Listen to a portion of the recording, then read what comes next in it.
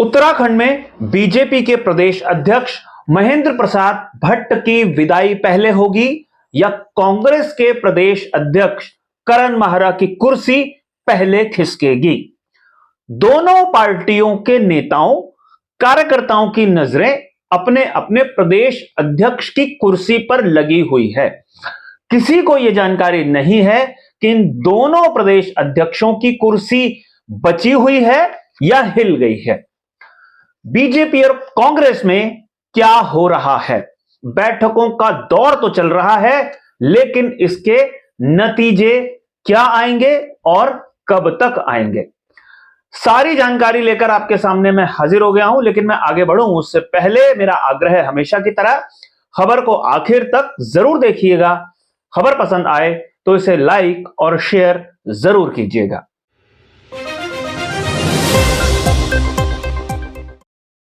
नमस्कार, मैं हूं मनमोहन भट्ट। पिछले दिनों दुष्यंत गौतम उत्तराखंड के दौरे पर आए थे। दुष्यंत गौतम यानी कि बीजेपी के प्रदेश प्रभारी। अपना चुनाव दिल्ली विधानसभा में वो हार गए थे। उसके बाद उत्तराखंड की राजनीति में क्या हो रहा है, इसे जानने और समझने के लिए एक बार फिर से वो देहरादून पहुंचे थे। देहरादून में घमासान मचा हुआ है। घमासान कई प्रकार का मचा हुआ है। बीजेपी में अंदर की राजनीति तो चली रही है, सरकार में भी मंथन हो रहा है कि क्या भविष्य में कोई रिशफलिंग, कैबिनेट में बदलाव करना है, कुछ मंत्रियों को बाहर करना है, कुछ को अंदर लाना है। तो यह घमासान बीजेपी में चल रहा है। यह सारी चर्चाओं के केंद्र में था। केंद्र में यह भी था कि जिला अध्यक्षों की घोषणा बीजेपी अभी तक नहीं कर पाई है और बीजेपी के अगले जिला अध्यक्ष कौन कौन होंगे इसको लेकर मंथन चल ही रहा है। हमने एक रिपोर्ट पहले भी बनाई थी जिसमें हमने बताया था कि जो बुजुर्ग नेता हैं उन्हें तो जिम्मेदारी नहीं ही दी जाएगी। राजनीतिक रूप से युवाओं को बीजेपी जिला अध्यक्ष के रूप में मौका देगी और दुष्यंत गौतम देहरादून पहुंचे और इस पर ही सबसे ज्यादा चर्चा हुई। यही इनके बस में था। मंत्रिमंडल विस्तार होगा, मंत्रिमंडल में कौन आएगा जाएगा वो केंद्र का विषय है। महेंद्र प्रसाद भट्ट खुद ही बोल चुके हैं, उसके बारे में ये लोग फैसला नहीं कर सकते। लेकिन जिला अध्यक्ष के लिए 3-3 नामों का पैनल बनाया गया और उसकी भी घोषणा देहरादून में नहीं हुई। वो पैनल भी दिल्ली पहुंचाया गया और दिल्ली का नेतृत्व ही उस पर फैसला लेगा। लेकिन जिला अध्यक्ष के साथ साथ एक महत्वपूर्ण बात और भी है। महेंद्र प्रसाद भट्ट को क्या बीजेपी एक टर्म और देगी बतौर प्रदेश अध्यक्ष, इस बात को लेकर खूब कयासबाजी चल रही है।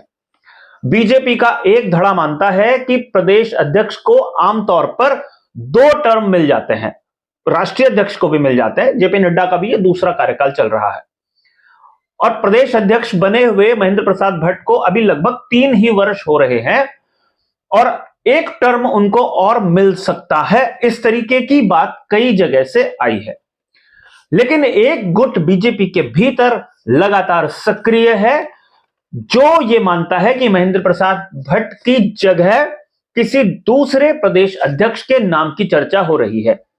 और चूंकि उत्तराखंड में राजनीति कभी राजपूत और ब्राह्मण, कभी गढ़वाल और कुमाऊं के इर्द गिर्द ज्यादा घूमती है, तो आकलन गढ़वाल के ब्राह्मण के नाम पर ही ज्यादा हो रहा है। कई नाम आए हैं, अब मैं उन नामों पर चर्चा नहीं करूंगा।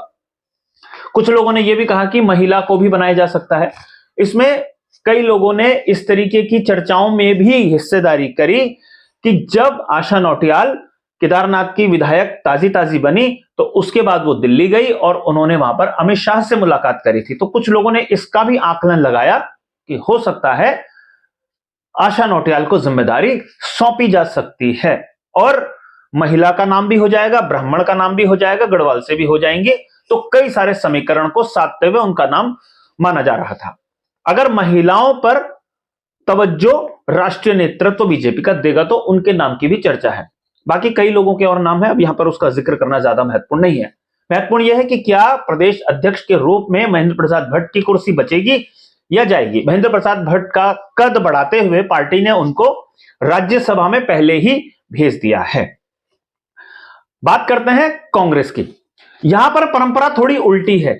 हमने देखा कि दुष्यंत गौतम देहरादून पहुंचे थे और यहां पर उन्होंने बीजेपी के तमाम बड़े नेताओं से मुलाकात की जो उत्तराखंड बीजेपी के हैं। लेकिन उत्तराखंड कांग्रेस के तमाम बड़े नेता अपने प्रभारी से मिलने के लिए दिल्ली पहुंचते हैं।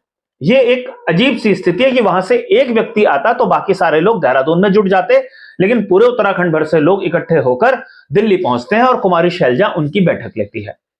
जब यह बैठक हो रही थी तो उस समय खबरें छन छन कर आई कि प्रदेश नेतृत्व पर कई तरीके के सवाल हरीश रावत का खेमा खड़े कर चुका है और प्रदेश अध्यक्ष को बदले जाने की चर्चा शुरू हो गई है कांग्रेस के भीतर। कई दूसरे लोगों ने हरीश रावत का साथ भी दिया, लेकिन कुछ लोग कुछ लोग करण माहरा के साथ भी खड़े रहे। अब कांग्रेस के भीतर एक अजीब सी हलचल है। वो कोई बहुत महत्वपूर्ण चुनाव जीत नहीं पा रही है। आंकड़ों में अपने आप को बचाने की कोशिश कांग्रेस ने कई बार की है। उसने बताने की कोशिश की कि बद्रीनाथ और जो मंगलौर है वहां का उपचुनाव वो जीत गए, केदारनाथ का उपचुनाव वो हार गए, स्थानीय निकाय के चुनाव वो कई बड़ी जगहों पर हार गए और उसके पीछे के तर्क उन्होंने जो मतदाता सूची है उसमें गड़बड़ी हुई है उसको आधार बनाया कि अगर ये गड़बड़ियां नहीं होती तो हो सकता है कांग्रेस चुनाव जीत जाती। अब खैर क्या सही है क्या गलत है, राजनीति में बयानबाजी, आरोप प्रत्यारोप खूब लगते हैं, लेकिन यहां पर हम बात कर रहे हैं कि क्या करण माहरा की कुर्सी भी खतरे में है। कांग्रेस के भीतर एक परंपरा है, जैसी परंपरा बीजेपी में है कि प्रदेश अध्यक्ष को भी 2 टर्म आसानी से मिल जाते हैं, लेकिन वो परिस्थितियां अगर प्रदेश अध्यक्ष के अनुकूल हो तब होता है। प्रदेश अध्यक्ष की कुर्सी हिलाने के लिए तो वरिष्ठ कांग्रेसी जन पूरा जोर लगा चुके हैं। कांग्रेस की एक और नई परिपाटी है, एक प्रदेश अध्यक्ष के 3 वर्ष के कार्यकाल पूरा होने पर उसे 2 साल का एक्सटेंशन भी दिया जा सकता है। यानी प्रदेश अध्यक्ष का कार्यकाल 3 वर्ष का भी हो सकता है, 2 साल का एक्सटेंशन मिलेगा तो 5 साल का भी हो सकता है, और एक दूसरा कार्यकाल मिलता है तो 3 और 3 6 वर्ष का कार्यकाल भी हो सकता है। दोनों ही प्रदेश अध्यक्ष, चाहे महेंद्र प्रसाद भट्ट हो और चाहे करण माहरा हो, कांग्रेस के प्रदेश अध्यक्ष, दोनों को ही मालूम नहीं है कि अगली रणनीति उन्होंने प्रदेश अध्यक्ष की हैसियत से बनानी है या साइड में रहकर तमाशा देखना है, क्योंकि दोनों ही पार्टियां असमंजस में हैं।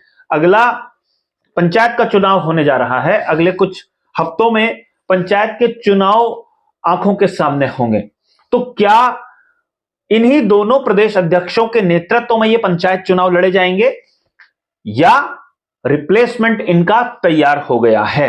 हलचल दोनों पार्टियों में है, मालूम किसी को भी नहीं है, लेकिन बैठकें बताती हैं कि चल तो बहुत कुछ रहा है, जो छन छन कर बाहर आ रहा है, लेकिन उसकी पुष्टि कोई भी करने को तैयार अभी नहीं है।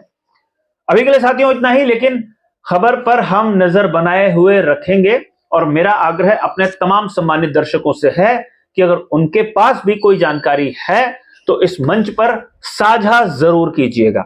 अभी के लिए साथियों इतना ही, नमस्कार।